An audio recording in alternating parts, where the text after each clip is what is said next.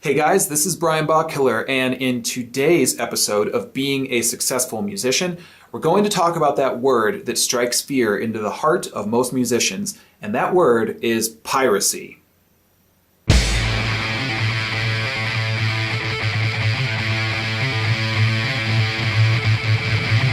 All right, so right now, piracy is the big buzzword. It's all over the internet, it's all over the news, and you've probably heard the word piracy spouted about a billion times. Why are you hearing this so much? Well, the primary reason is that just recently, the government has been trying to push through a couple new bills which were aimed at stopping piracy. Stopping, I should say. These bills were called SOPA and PIPA, and the purpose of them was to give the government and any of its several factions the ability to shut down a website or a blog or anything else really that could be sharing material that was potentially copyrighted. The problem with these bills, and the reason it's a good thing that they've been tabled for now at least, is that they were essentially created and run by a number of groups which have a whole lot of money and are upset that they're not getting every piece of money that they can off of the internet. And those groups include groups like the MPAA, the RIAA, and various other acronyms owned by groups and corporations which have a whole lot of money behind them and don't actually really care a whole lot about artists and the art that they make. Now, I know that you're going to hear this and you're going to say, yeah, but those guys are out there to protect us as artists and so on and so forth. And while that may have been true at some point or another, unfortunately, guys, I really don't think it's the case anymore. The RIAA is proving more and more every single day that they're really just a bunch of bullies that will go after anybody that they possibly can for sharing 5 MP3s over the internet or something like that and go to try to get $9,000 in MP3 out of them in a court lawsuit and various things like that. This model does not work, guys. It is not something that is worth hanging on to anymore. The idea that you can control every single piece of the internet and what is on the internet is an entirely backwards thought process. And that's exactly what big media corporations and the government are thinking that they can do. They're hoping that they can control absolutely everything on the internet. And if they are allowed to push through bills such as SOPA and PIPA, which would essentially give them all of the legal right to do so, then you could potentially be sued or have your blog or website shut down simply because you have a video linked off of YouTube on your website which has material in it in which you don't necessarily own that material, but it's on the internet and you made use of it. You may not be making any money off of it, you may have just referenced it, but you could still very well get sued, shut down, or any other number of things. This is entirely backwards. This thought process is not going to work anymore. Groups like the MPAA and the RIAA and so on and so forth very simply are going to have to evolve. They're going to have to realize that the model that they are hanging on to no longer works. Physical product is no longer the king when it comes to selling anything that's been created in the world. It just doesn't work anymore.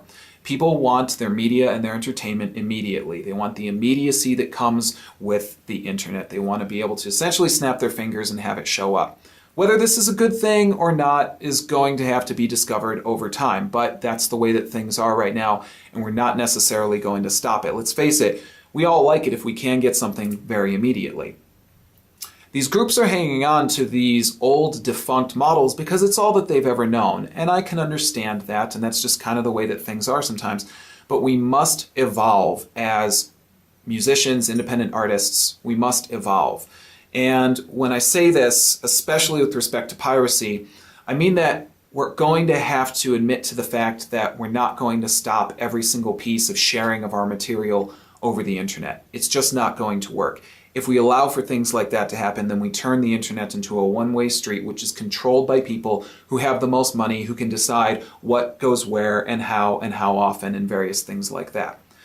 Now, don't get me wrong, guys. I'm not saying that I side with piracy. I'm not saying that everything should be free. You guys have probably seen and heard me rant and rave many times in the past about how I really do not like it if somebody insists all the time that something has to be free if it's digital. We all know that even a digital product costs money and time to create. So to say that it should be free simply because it is digital is not true. People should be able to make some money off of the works that they create because they created them, and it took time and it took money, and therefore asking for a little bit of monetary compensation is not that bad a thing. You should not feel bad for asking for monetary compensation, at least in some way, for work that you've created that people really enjoy. So why do I bring all of this up? Well, as I say, I'm not condoning piracy, but I am stating that unfortunately, we're not going to be able to stop it. So what are we going to do? Well, we're going to have to figure out how we can adopt piracy into our business plan. Sounds a little bit crazy, I know, but believe me, it's the best way for us to start thinking.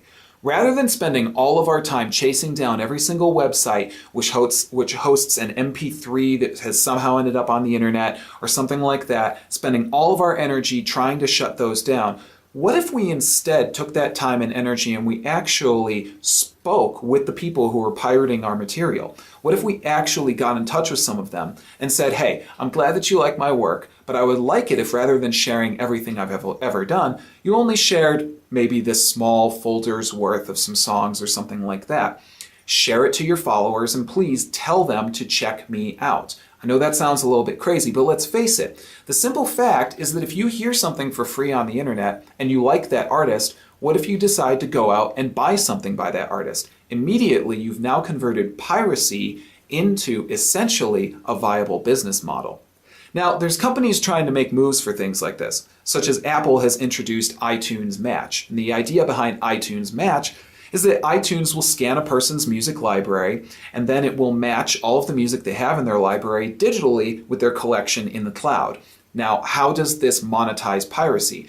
Well, it monetizes piracy because a person pays a $25 fee every year in order to have iTunes Match. So theoretically, the money that's made off of that $25 a year for each person that pays a little bit of money towards it is going to end up being money in the pockets of some artists because let's say that person had pirated some of a musician's works or something like that, but now it's matched in their iTunes Match library, they will get a little bit of money off of that match. This is certainly possible, and I'm certainly hoping that it works. But we can't rely on Apple to do everything, guys. It's not going to work.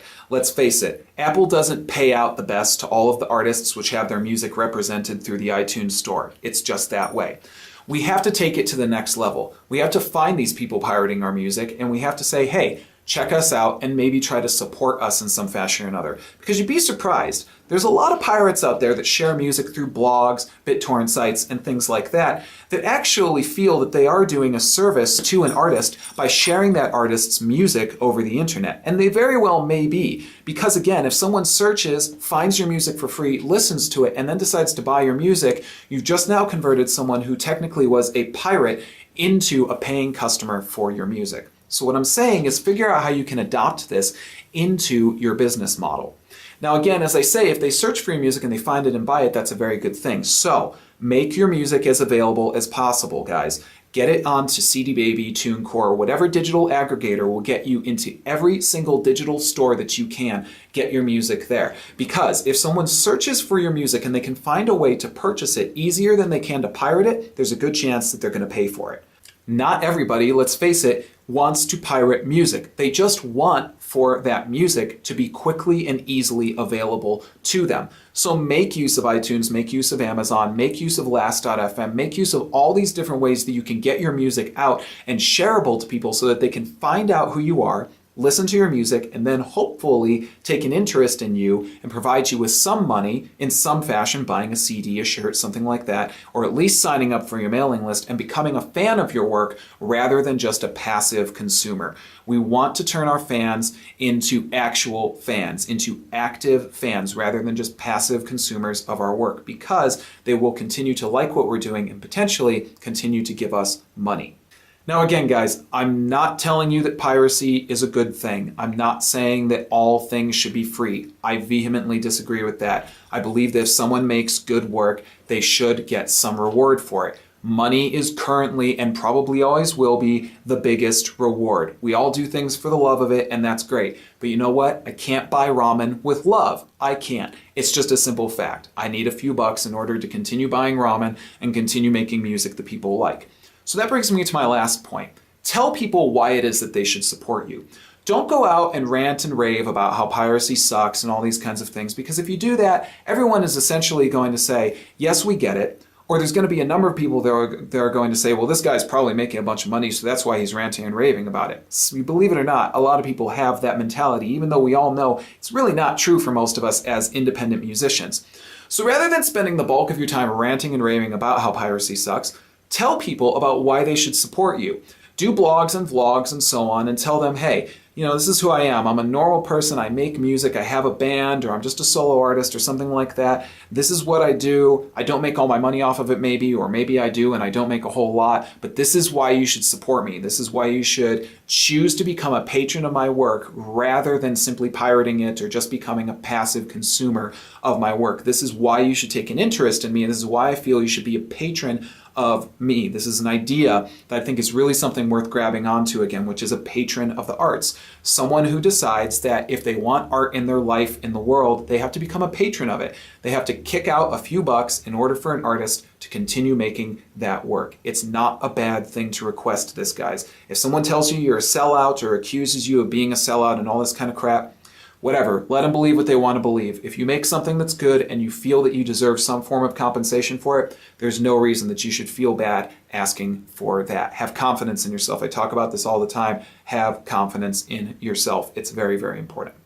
So that's just some thoughts on piracy, guys, and believe me, this is not all inclusive. And again, I'm not trying to say that piracy is a great thing or that it'll never go away or anything like that. But what I am saying is that we need to spend more time focusing on telling people why they should support artists rather than telling them why they are screwing artists over. If we do nothing but tell people why they've screwed artists over, what are they going to want to do, guys? They're going to want to get stuff for free more and more often, and that's not going to create a good business model. So there you go. I hope that this is helpful to you guys. Please leave me a comment in the video. Tell me what you think. Get me in on my website, get me on Twitter, get me on Facebook, wherever. Let me know if piracy has affected you in some way adversely, if you found some benefit out of it. Let me know if anything I mentioned is of any help to you guys, and please tell me your thoughts as well. I'm always interested in hearing them. As always, keep having confidence in yourself, keep being successful, keep making great music, and thank you guys for watching. I'll see you next time. Take care. You read lies, force-fed, what to believe.